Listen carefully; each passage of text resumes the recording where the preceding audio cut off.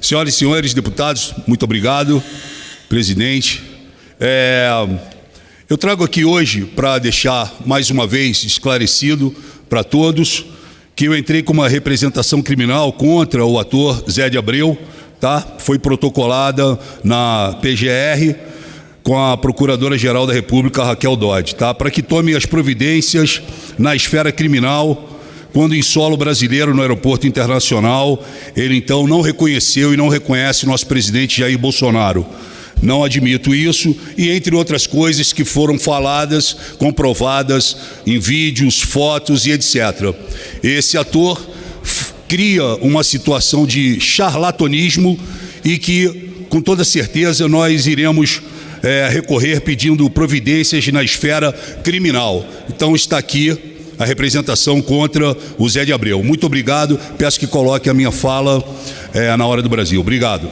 Deferido seu pedido, deputado Alexandre Frota. Vamos à Bahia com o deputado Charles Fernandes. Em seguida, ainda na... Policiais armados no local. Por São Paulo, deputado Alexandre Frota. Em seguida, deputado Padre João de Minas Gerais. Deputada Benedita, nós vamos cumprir o regimento, mas... Deferido seu pedido, deputada Benedita. Deputado Alexandre, por São Paulo. Senhoras e senhores, muito boa tarde. Ele está de volta. Zé de Abreu, o ator covarde que cuspiu na cara de uma mulher, ameaçou o seu namorado, certo? É um socialista que adora Paris, Nova York, Miami. É um devedor da Lei Rouanet. Aliás, um dos principais devedores da Lei Rouanet. Onde está o dinheiro, Zé de Abreu? Falar é fácil. Aí se autoproclamou essa tarde presidente do Brasil numa alusão ao Guaidó da Venezuela. Mas existe uma diferença. Lá tem um ditador assassino que afundou o país. Aqui nós temos um presidente que está levantando o país, afundado pelo Partido dos Trabalhadores. Zé de Abreu, você não vale nada. Deputado Padre...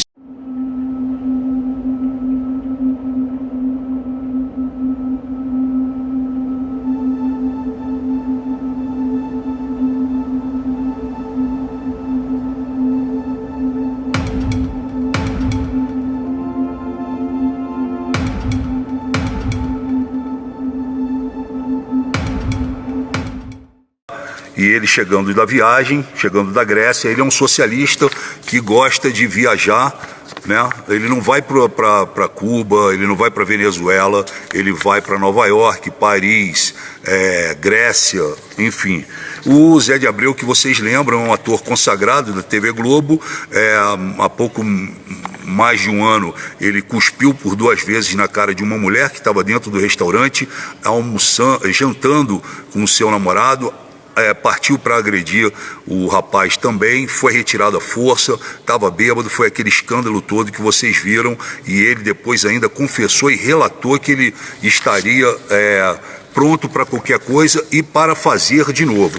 Então esse sujeito que está na mira da Lei Rouanet, né? Daqueles que não prestaram contas corretamente. Amanhã eu vou apresentar em plenário as notas fiscais fraudulentas do senhor José de Abreu, certo? Ele resolveu então se autoproclamar presidente do país. Então, como ele não aceita o nosso presidente eleito, ele será chamado para prestar esclarecimentos, né? 5 minutos. Quero imprimir... Senhora presidente, só para anunciar aqui, senhora presidente, antes de começar, deputado Zé Neto aqui rapidinho.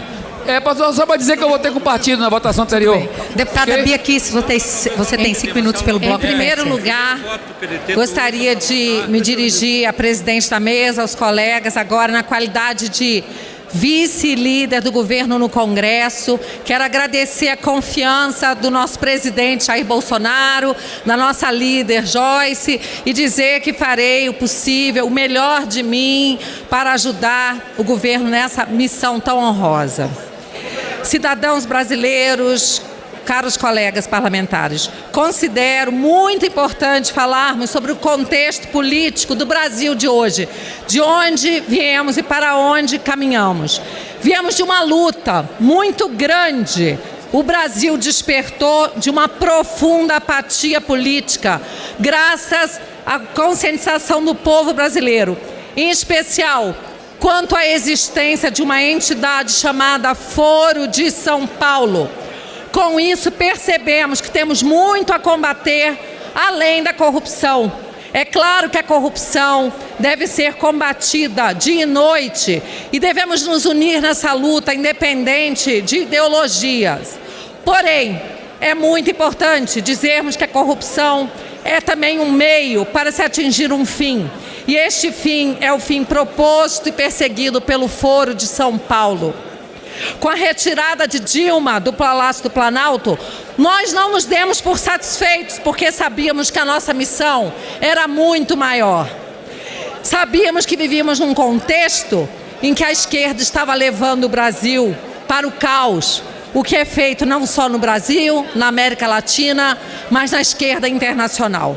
A verdade é que a esquerda busca o caos com a destruição de valores cristãos e com a destruição da família, e que com isso tem contado com a ajuda de várias instituições aparelhadas que comungam de ideologias nocivas à sociedade, pessoas que usam de seus cargos contra a sua missão institucional. Temos exemplos disso tanto na magistratura, como no Ministério Público e dentro das escolas, com a doutrinação que acontece todos os dias. É muito importante que consigamos resgatar essas instituições. Nesse sentido, foram inúmeros os projetos que já foram apresentados nessa nova legislatura. Projetos que, dentre outras coisas, o objetivo é evitar a doutrinação contrária aos princípios que são caros à população brasileira, tais como a família, o patriotismo e os bons costumes. Buscam oxigenar e restaurar o corpo enfermo do nosso Brasil, que era como se encontrava. É preciso restaurar cirurgicamente as atribuições de cada poder. Ao legislativo, legislar. Ao executivo, administrar segundo a legislação. E ao judiciário, de forma técnica e isenta, garantir a guarda da Constituição e das leis. Percebe-se que no contexto da América Latina, países como a Venezuela e a Bolívia estão mergulhadas nesse projeto socialista que afeta a soberania de cada país. Percebemos outros que estão saindo desse processo cruel, como a Colômbia, o Paraguai, a Argentina e, finalmente, o Brasil com a eleição de Jair Messias Bolsonaro, deixando para trás o sonho da pátria grande.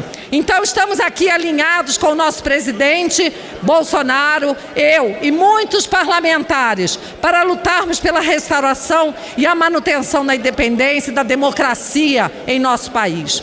Além disso, estamos também acompanhando os esforços e somando esforços a um projeto muito importante, que é o relacionado à imigração.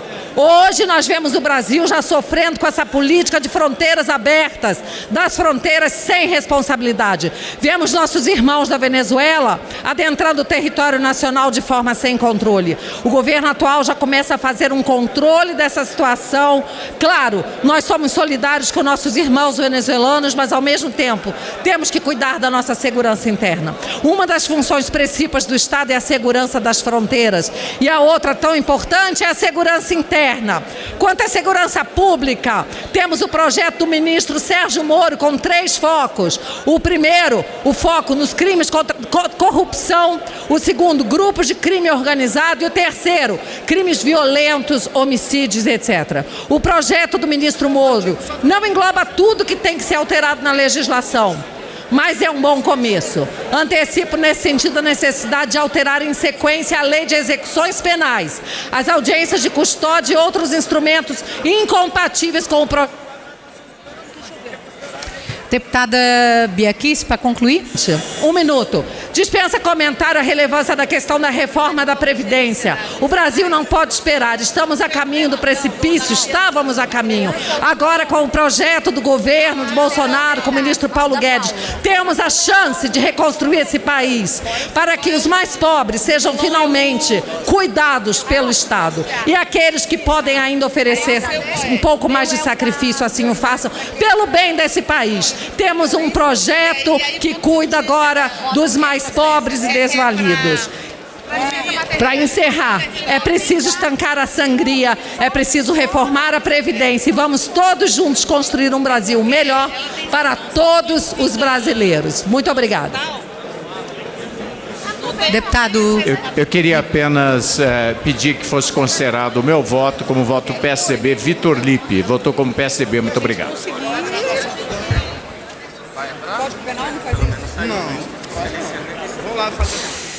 A favor do requerimento, deputado Hildo Rocha.